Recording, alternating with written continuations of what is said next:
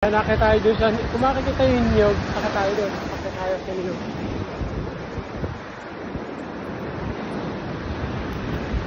Yan, daming basura, galing sa laot.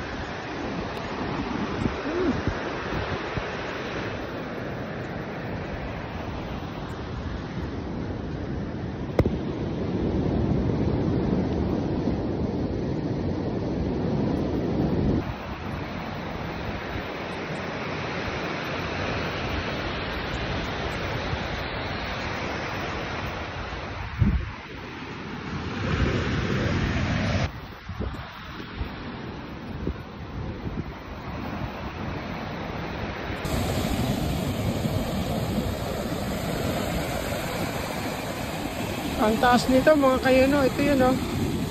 Ang sarap mag-dive. Kaso ang taas, so nakakatakot na pupunta doon sa dulo.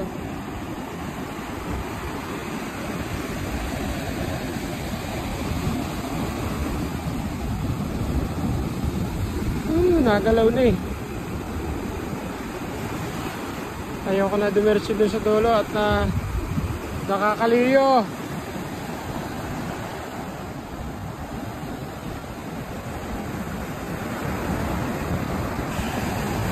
Ang laki ng mga alon, ang sarap mag-surfing. Ang lakas kasi ng hangin dito sa amin sa Bicol, pero ganun lang kasi panahon dito eh.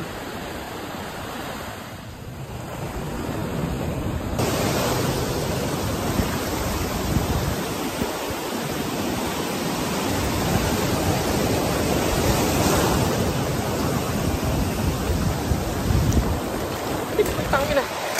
Tangina ang sinilas ko na, tangina.